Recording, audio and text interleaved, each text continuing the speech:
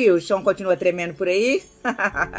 Aqui o chão parou de tremer. O que tá tremendo é a política, a guerra e tantas outras questões. Mas a gente precisa voltar num pontinho do último vídeo que eu dividi com vocês no final de semana, pra gente fechar esse assunto sobre o terremoto da semana passada, no dia 8 de abril, que assolou a costa leste dos Estados Unidos, causando mais impactos emocionais do que propriamente físicos. Nós não tivemos registro de qualquer dano, mas o que será que causou tanto alarde, né? A mídia não parou de falar nisso durante dias, né? São vários dias e ainda continua sendo o topo das notícias diárias, tanto da rede televisiva quanto também aqui da internet. Os jornais físicos também continuam falando sobre o ocorrido. Um terremoto com epicentro em White House City, ali em Nova Jersey, New Jersey, né, como a gente pronuncia, com uma profundidade de 5 quilômetros apenas, né, de profundidade, e uma magnitude de 4,7%, moderado, né, dentro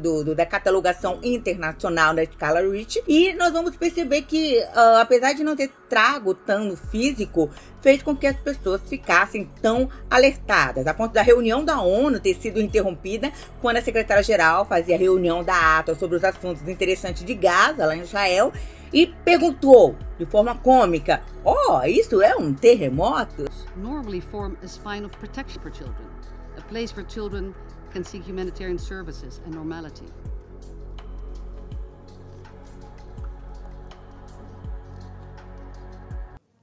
Go ahead. Education is... Madam President, am I okay to continue? Education is in many ways life-saving, but not in Gaza. De fato, o que nos chama a atenção é que toda a costa leste americana, ela é rochosa, e essas rochas sedimentares, elas são rochas mais antigas, e toda a estrutura de construção dentro dessa região, na capital também, Nova York, né? Nós temos o estado de Nova York, a capital Nova York, o estado de Nova Jersey, ele tá coladinho ali, a gente tem a Pennsylvania aqui também, né? Mais para dentro, a gente tem Washington DC, Delaware, a gente tem Maryland, a gente tem outros estados, Virgínia, que também ficaram em alerta, apesar de não ter sentido com tanta intensidade os tremores como a ilha de Manhattan, né? E dentro de Manhattan, nós tivemos Boston também falando sobre isso, prédios tremeram lá, a ponto das pessoas viralizarem nas redes sociais dizendo sobre todos esses impactos. Então, de fato, assustou. Nenhum registro de danos materiais ou de danos graves, né? E até mesmo preocupações sobre a rachadura dos prédios, que são mais antigos, alguns deles construções de mais de 200 anos, e nenhuma delas preparada para lidar com essas questões sísmicas. Até porque a região, por ser pedregosa e muito mais antiga, a gente sabe que não temos epicentros ali, a não ser no sul do Atlântico, na região do Caribe, mais para o Atlântico europeu. E quando a gente pega o mapa aqui, tenta entender, né, onde poderia ser essa geolocalização, a gente fica até assim um pouco estranhado, vamos assim dizer, porque não é uma área que a gente tem, né, grandes deslizes tectônicos para a gente pensar. Por que eu tô falando isso? Eu tô falando isso porque eu tenho 3 hipóteses do que aconteceu. Eu vou mostrar para vocês isso aqui, mas o que mais me chamou a atenção é que, curiosamente falando, eu estava trabalhando aqui nesse mesmo lugar onde eu estou com vocês, quando eu ouvi, nesse mesmo dia, nesse mesmo horário, uma grande explosão. E eu pensei até ser, né, alguma questão de luz e tudo, só que eu moro no alto da montanha. A minha região é muito tranquila, é uma região completamente isolada de tudo, e os barulhos que temos aqui são da natureza, né? E eu fiquei preocupada, mas a 30 quilômetros daqui nós temos um aeroporto em Bethlehem, uma cidade muito próxima, dentro do nosso próprio condado, que estava tendo treinamento militar. Nós tínhamos 15 aviões, aqueles helicópteros, aquele helicóptero preto. Pois é, quando o helicóptero preto tá na área, a gente começa a suspeitar. E o nosso aeroporto, que o máximo de coisas que acontece são as aulas de paraquedismo, né? Não temos nada novo aqui na nossa pacata cidade, mas Bethlehem, menor ainda que a minha cidade, que tem cerca de 12 mil habitantes, estava lotada de militares fazendo treino. Então eu fiquei preocupada e procurando aqui, eu costumo usar 2 sites que eu quero deixar para vocês que em tempo real apontam os terremotos, né? E os outros fenômenos também de preocupação local pra gente que mora aqui na América. O dele é o Apollo 11, que dá os dados em tempo real dos terremotos, e o Monitor Global.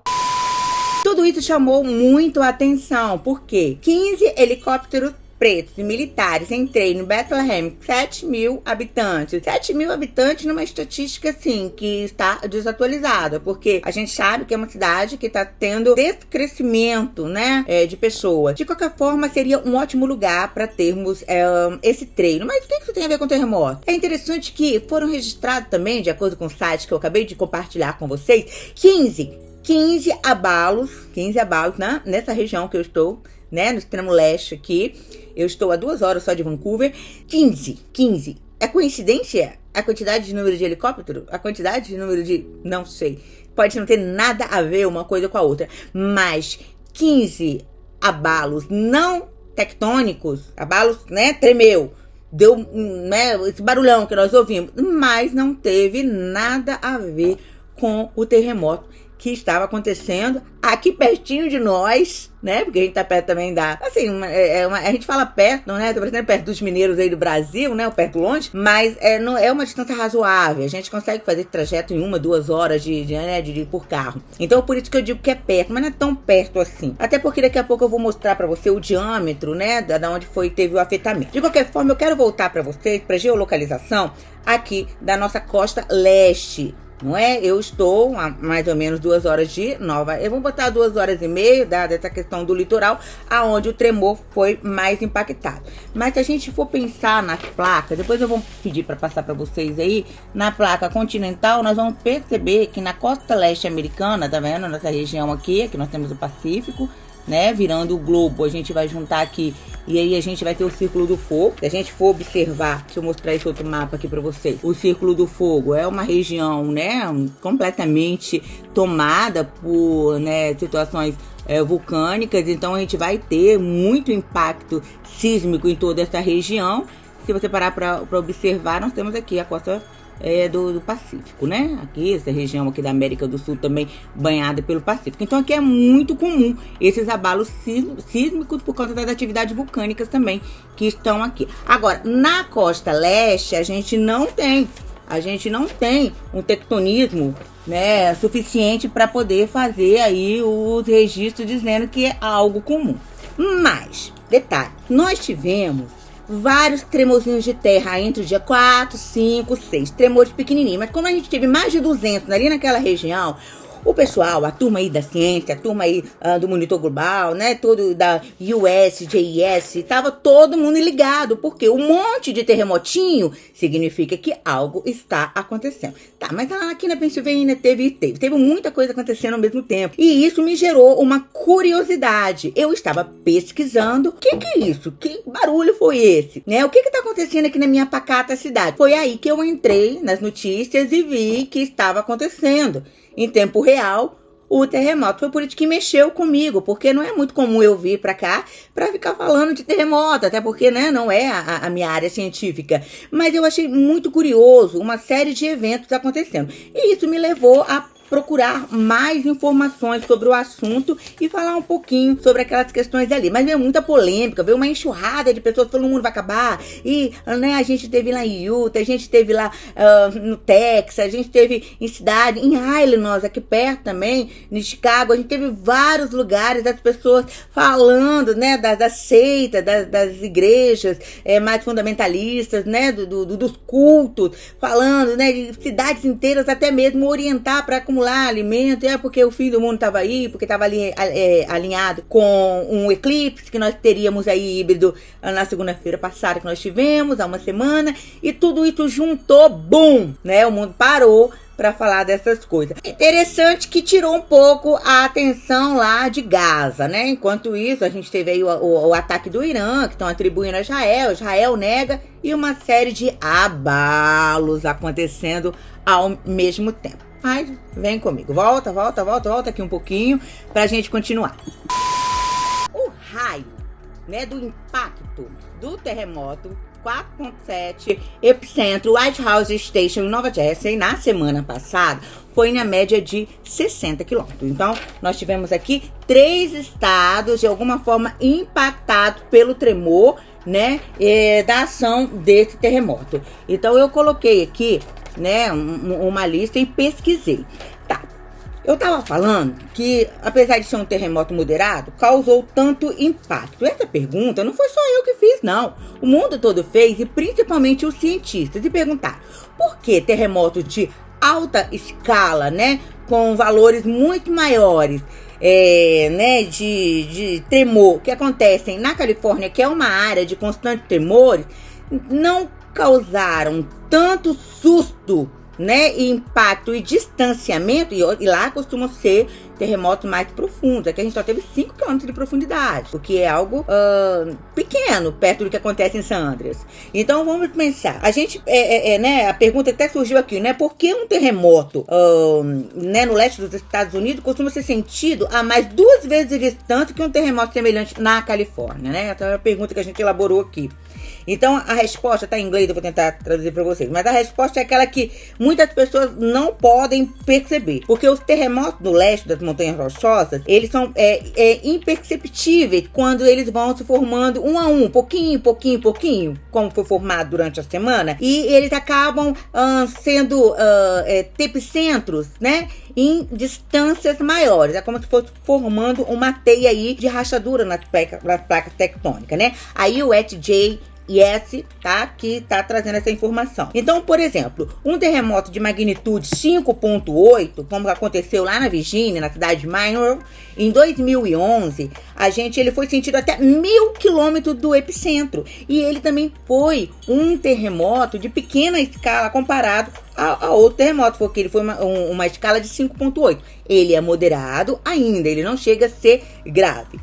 E a gente tem dezenas de milhões de pessoas que falaram sobre isso, tanto no Canadá quanto aqui no leste dos Estados Unidos sobre isso. Agora, olha que interessante, em 2014 a gente teve um terremoto de 6.8, um terremoto de grande escala, em Napa, lá na Califórnia, e ele foi sentido a apenas 400 km do epicentro, não é?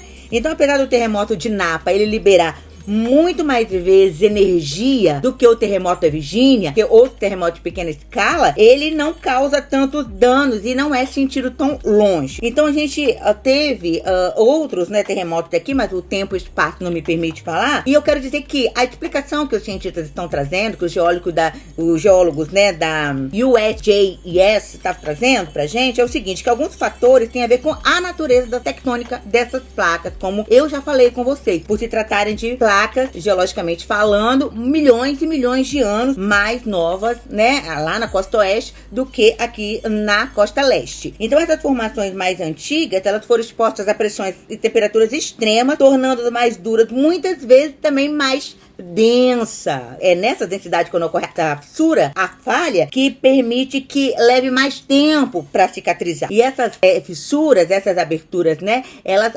aumentam, elas vão degradando com o tempo e acabam se tornando mais eficazes para sentir aí o abalo dos terremotos. Em contraste, né, as rochas lá, né, do outro lado, lá da falha de San Andreas, apesar de ser uma falha geológica que favorece os tremores constantes, elas são muito mais jovens, né, e fragmentadas e estão no processo muito diferente da nossa região. Então, quando ocorre um terremoto nessa região nossa aqui, com as ondas sísmicas, elas são absorvidas por falhas de energia, né, que a gente fala termo né, geológica, e ela se espalha de forma muito rápida, porque não são cicatrizadas, né? Então, muitas estruturas, como eu já falei para vocês, acabam não sendo preparadas para sofrer esses impactos, então a gente vai sentir. Tanto que, por exemplo, os prédios nas regiões que tem mais abalo sísmico são prédios mais qualificados, trabalhados, igual o pessoal da Flórida. As casas estão sendo construídas para resistir, né, os furacões que passam ali sazonalmente todos os anos, fazem a visita e a devastação que eles fazem. Então aqui também é a mesma coisa. Então a gente sentiu todo este impacto aqui por conta dessas questões.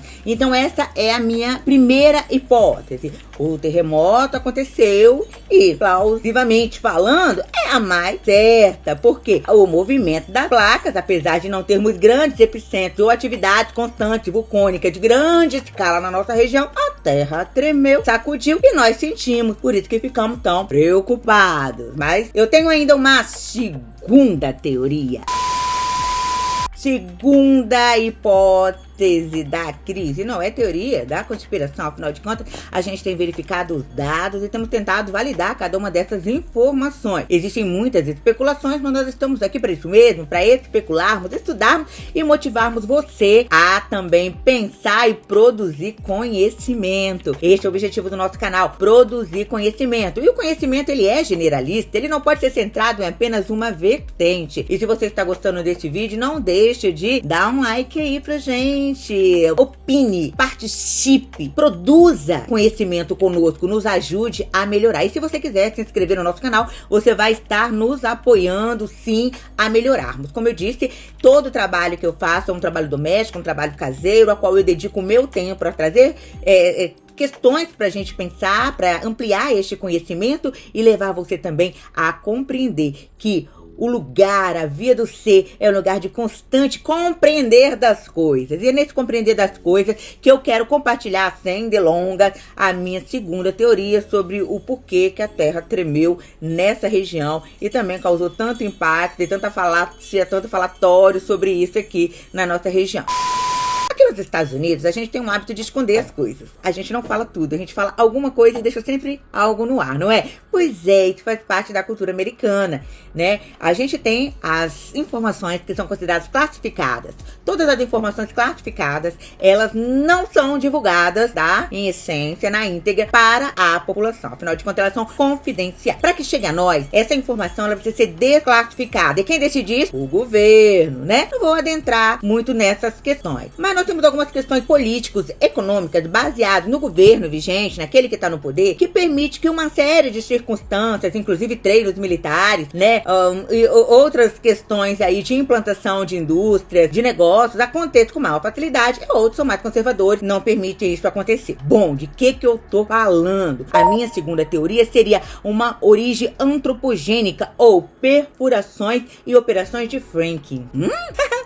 É fácil. O que eu tô falando aqui? Os Estados Unidos possuem um dos maiores leitos petrolíferos do mundo. Só que a gente não tem perfuração suficiente. Sim. O governo passado, ele trouxe uma proposta na sua gestão de parar de ter conflito com os maiores produtores. Vamos ligar uma coisa na outra. De petróleo do mundo que estão lá no Oriente Próximo, no Oriente Médio e algumas partes da Ásia. Os Estados Unidos importam, e desde a Revolução Industrial foi preciso implementar o progresso e o petróleo passou a ser a maior fonte de energia para captação, não só das máquinas, mas também dos modos operacionais de fazer todo esse movimento progressivo. Então, os Estados Unidos passam a ser, durante muitas décadas, o maior importador de petróleo, né, e de outros derivados do petróleo dessa região. Isso justifica, e é uma das bases da Guerra Fria, que sustentou a Guerra Fria durante tanto tempo. Esse é outro assunto, né, para outro vídeo. E volta e meia a situação começa a ferver, começam a ficar um pouco instável, porque quando as coisas estão acontecendo conforme a potência americana, ela, né, se classifica nas suas exigências do controle do progressismo no mundo, tudo fica bem. Não, né? Começam aí as conspirações e as ações aí para dificultar a paz, a pacificação nessas regiões. Como eu disse, isso vai ser tema de um outro vídeo, porque eu quero falar de Israel como olho do mundo ali, e por que é tão importante o que está acontecendo com Israel e a gente pensar em um tratado de paz urgente, né? Mas vamos voltar para cá. As operações de fracking, elas são perfurações no solo, não apenas no litoral. Então aqui na nossa região, ela é muito rica. E eu vou distribuir para vocês, eu vou pedir para colocar aqui no vídeo uma imagem que vocês vão observar, ó, dá uma olhadinha aí agora, vai observando que todo o dorso, né, central do Atlântico, essa cadeia de montanhas que vocês estão conferindo aí no vídeo, vocês vão observar, olha que interessante, lembra até um réptil, né? Eu volto aí qualquer dia. Esse dorso aí, nessas águas profundas de milhares, né, de profundidade, a gente tem aí uma composição orgânica riquíssima. Só que dada a fragilidade dessas placas que estão no movimento de modificação e a quantidade de atividade vulcânica submersa nessa região, que não quer dizer que impacta diretamente a nossa topografia aqui, ok? São coisas diferentes. Mas existe atividades vulcânicas em águas profundas, inclusive tá tendo todo o movimento de modificação das placas tectônicas. Os geógrafos vão explicar isso melhor do que eu. Mas as atividades em solo, né, no caso das perfurações e operações de Frank, percebendo essa fragilidade do solo e a quebra dessas placas de milhões de anos envelhecidas e a dificuldade que essas fissuras, que essas cisões geológicas têm para cicatrizar e desestabilizar aí, né, esse processo já de construção das cidades, da organização das cidades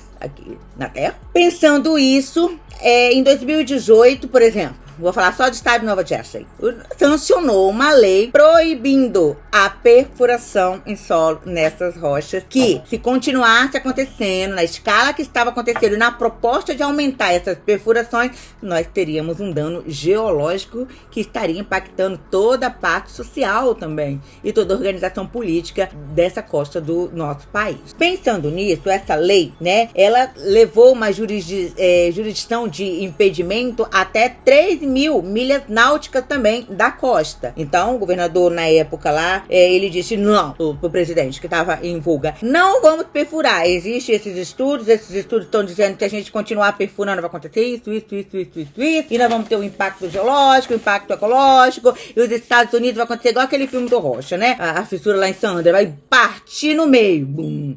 Os ecologistas ficaram, né, ali naquela época, 2018, 2009, só se falava disso. Mas como o povo tem memória curta, ninguém mais lembra disso. Eu tenho a matéria que salva aqui para compartilhar com vocês também, a matéria recente que eu busquei essa semana, tá vendo? E aqui a gente sabe que toda essa perfuração foi impedida, tanto no leito marítimo quanto na costa também, né, topográfica. Então, o que nós temos aqui? Eu tenho um mapinha que eu pesquisei. É tanto mapa que eu pesquiso, é tanto lugar, que eu fiz uma busca aqui na minha região, na costa leste, tá?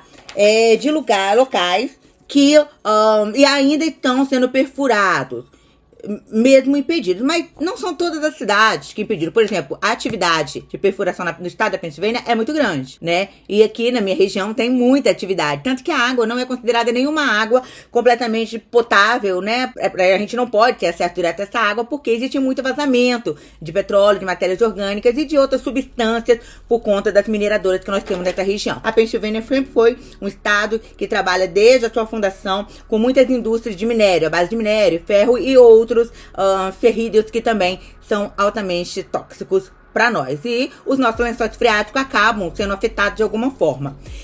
Mas o mais importante pra gente é que se o terremoto ele ocorreu no deslocamento, né, de 60 quilômetros do seu epicentro, milhas do seu epicentro, né, milhas, esquece quilômetros, tá? Eu errei, milhas. E 3 estados foram impactados, cidades como a cidade de Nova York passaram a sentir de forma, né, que mesmo sendo terremoto de baixo impacto, a gravidade e o tremor da terra e preocupou muita gente, né, o que poderia então caracterizar se não fosse a tectonia das placas este impacto. Então a minha pesquisa foi: vamos na região de Nova Jersey pesquisar quais são, né, as indústrias que ainda continuam perfurando. Eu fiz uma pesquisa exaustiva, eu precisaria de muito espaço para falar de cada uma delas e talvez não teria nem propriedade para explicar cada uma. Mas, de fato, aqui, essa região que tá marcada aqui, inclusive ela tá marcada por um monte de caveirinha, tá? Só que vocês não vão ver porque não tá ampliado no mapa.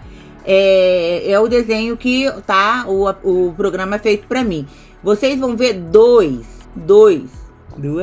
indústrias que estão em atividade, mesmo que em 2018 o estado de Nova Jersey tenha sancionado a lei proibindo esse tipo de perfuração e estavam em plena atividade. Então surgiu uma outra questão. Precisamos explorar quais foram os acidentes de trabalho que aconteceram. Isso tudo tem a ver com a Cris. A Cris trabalhava com acidente de trabalho. A Cris foi fiscal de acidente de trabalho enquanto eu trabalhava no Brasil em psicologia. Eu falei, opa, faz sentido, porque faro da gente começa. Porque afinal de contas eu trabalhei anos nesse setor público trabalhando com fiscalização de indústrias. E como psicóloga também voltada para o trabalho, a gente tinha que fazer essas inspeções. E muitas empresas vivem situações de irregularidade. E aqui nos Estados Unidos não é diferente.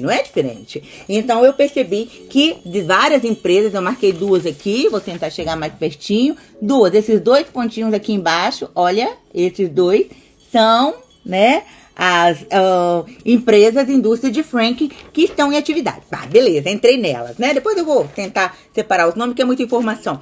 Entrei nelas.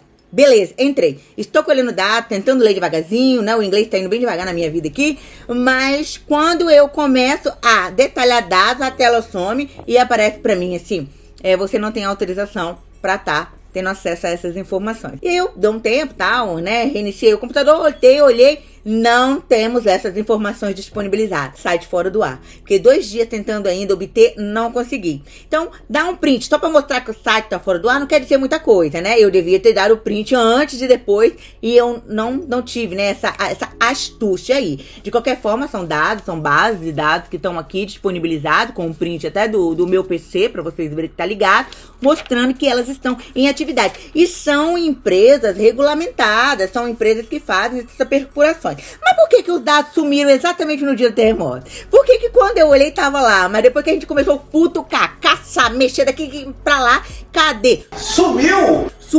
Suspeito, não é? E como aqui nos Estados Unidos tudo é suspeito, né? A gente também ficou desconfiada que um fraturamento hidráulico, um fraturamento de gasoduto, ou mesmo uma perfuração que não tivesse, talvez até mesmo autorizada ou não autorizada, acontecendo, pudesse ter sido a causa desse tremor. Sabe que eu tava desconfiada? Que o treinamento aqui na minha região, ele pudesse estar ligado a alguma atividade, né? Pra gente pensar em defesa, ataque, ou a saber lá o que acontece. Afinal de contas, nós temos informações classificadas e pouquíssimas desclassificadas. E quando são desclassificadas, chegam até nós, já estão corrompidas, já estão sensacionalizadas e já cheias de desinformação. Bom, eu tinha uma outra hipótese. Estamos em guerra. Numa panela de pressão. Dizer que não estamos em guerra? Não, nós estamos em guerra. Talvez nós não estejamos dentro da guerra. Nós não estejamos no olho do furacão. Mas dizer que não estamos em guerra, né? O maior apoiador, patrocinador de Israel é a América. Nós estamos numa guerra armamentista muito maior do que estivemos em toda a história da humanidade. Nós criamos armas com potencial de destruir o nosso planeta 100 vezes em segundos.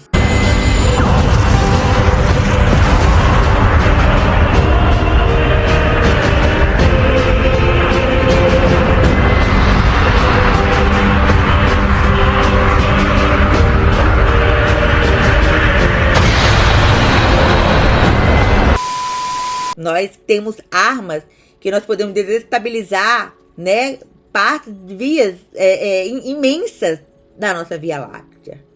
Nós temos um poder extraordinário para destruir. É claro que a gente construiu muita coisa. E desde que os Estados Unidos da América, eles foram criados e nos tornamos potência, nós temos a responsabilidade da segurança nacional. Quando eu falo segurança nacional, eu falo segurança nacional da potência dos Estados Unidos. Por quê? Sendo a potência que controla, que organiza e também estabiliza as nações em conflito, é preciso ter muito cuidado com o que acontece aqui na América. E a América, ela tem esse controle estatal, como eu disse. É ela que organiza e decide as políticas que estarão dando continuidade no mundo. Essa é uma das nossas funções. Essa é uma das funções da ONU. Essa é uma das funções de todo o impacto e construção justificativa para as indústrias bélicas no mundo, ok? Mas isso não é novidade nem para mim nem para ti, não é mesmo? Eu fiz uma pergunta. O que está acontecendo? Estamos pensando lá ou estamos testando armas novas? Quais são? Estamos testando as novas armas que estão entrando em vigor para atacarmos os países que não estão respeitando os acordos da segurança nacional. Da segurança nacional país, América, da segurança nacional potência, América, Estados Unidos da América. E eu não fiquei muito surpresa, porque a gente tem, como eu disse, uma testagem incrível, uma tecnologia que cada dia mais é rápida, é difícil da gente acompanhar. E eu me deparei, eu vou pegar meu celular aqui agora, com um artigo. Aí eu fiz um teste de quais eram as bases militares ativas com desenvolvimento de novas armas e que tinham pressa para que essas armas pudessem ser usadas nas guerras que estão ativas nesse momento, da Ucrânia, Israel e Gaza. Não nas guerras civis, né, de países que têm guerra, mas nas principais guerras. Hoje nós temos Ucrânia e Gaza, né, Israel e Gaza. E eu percebi que das 7 bases, só uma estava, desde há 2 anos, ela foi fechada, mas ela ainda é usada para reuniões secretas. Eu não vou dar o nome de todas elas não, se vocês quiserem me perguntam em privado depois, mas algumas bases navais muito interessantes, com histórias incríveis, há 200 anos, né, já de história, e 2 em plena atividade. E pesquisei qual era o raio, né, da localização dessas bases no estado de Nova Jersey, que poderiam estar alinhadas ali ao epicentro do terremoto de White House Station, e se alguma delas testou a arma. 2 fizeram o teste. E eu precisava saber que arma que tinha sido testada. Deu bolinha aí, porque, né, a nova tecnologia da Chile faz isso, dá bolinha. Mas que bom que deu bolinha pra gente, né? Palminhas. Mas que coisa curiosa. Como eu disse, pode ser uma mera coincidência, ou a Cris falou alguma coisa, né, pra gente investigar depois. Então, numa dessas bases navais, que estão mais ou menos a 40 quilômetros da região do epicentro, olha que interessante. É muito fácil eu criar um problema, eu divulgar o problema e eu criar uma solução para o problema. Afinal de contas, a mídia também, ela é operacionada pelo poder político. E dizer que o Pentágono não controla essas informações seria um pouco tolo da nossa parte. Então, aqui, ó, em Washington, a notícia é de 10 de outubro de 2023, tá? Tô pegando aqui para ficar mais fácil para mim.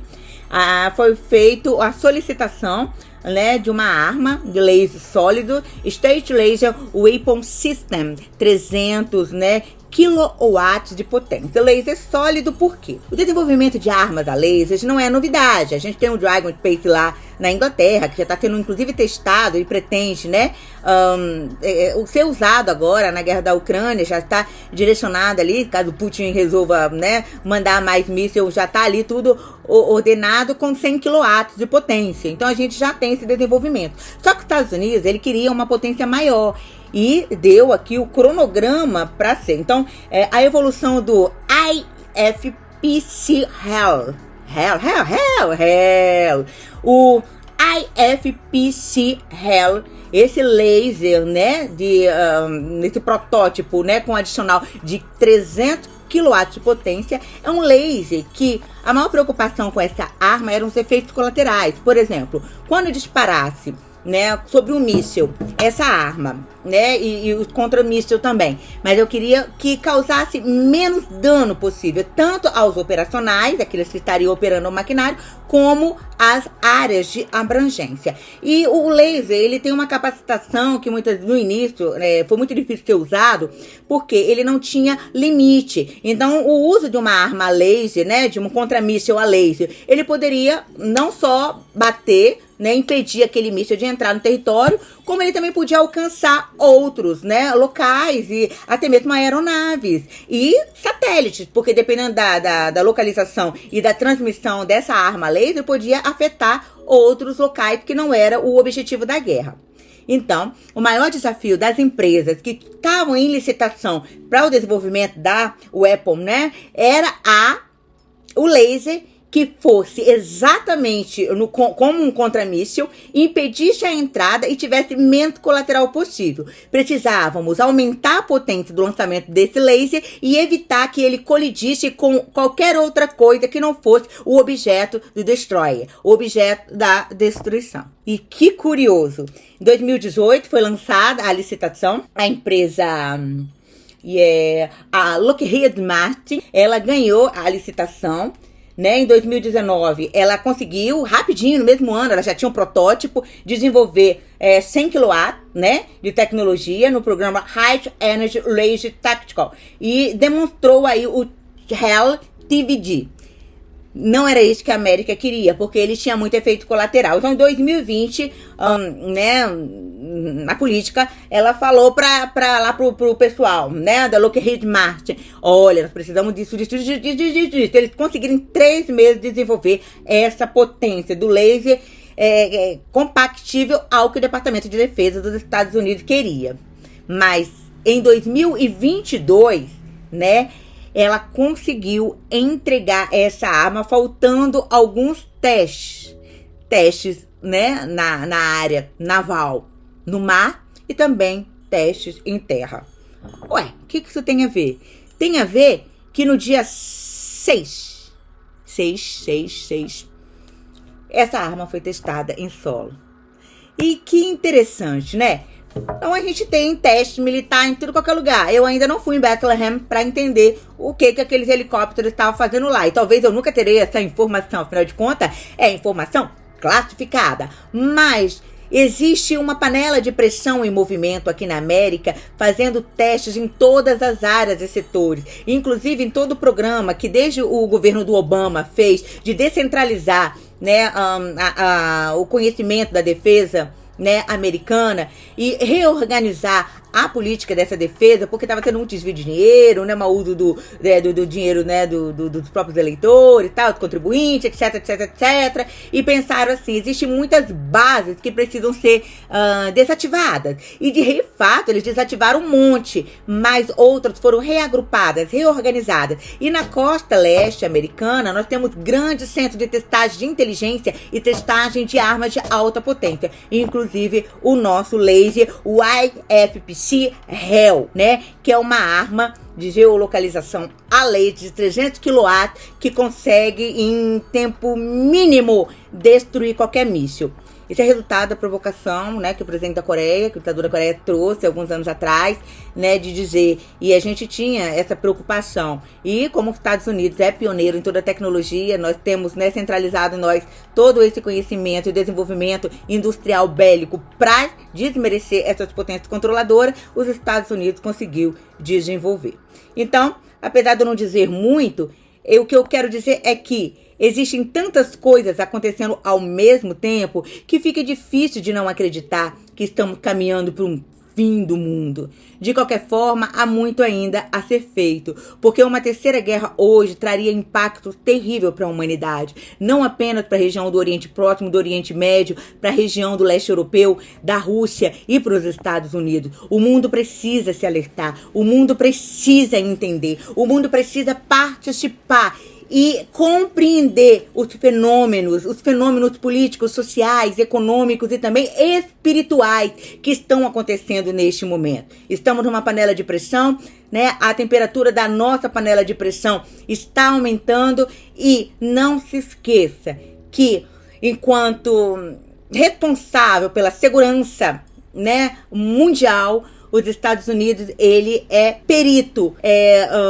no jogo que não tem falha. Eu costumo dizer que todas as regras, elas têm falhas, mas uma regra, ela é infalível. É a regra de 3. Cria o problema, divulga o problema, trago a solução para o problema. Isso significa que, quando eu quero desestabilizar uma nação para um fim que eu justifico ser um fim mundial, sendo eu o maior agente provedor dessa defesa, os meios justificam os fins. Te vejo na próxima live. Fica comigo aí. Não esqueça de clicar, assinar o nosso canal. E se você gostou desse vídeo, dê um joinha pra nós. E fica com a gente apoiando o nosso trabalho. Beijo da Cris. Bye!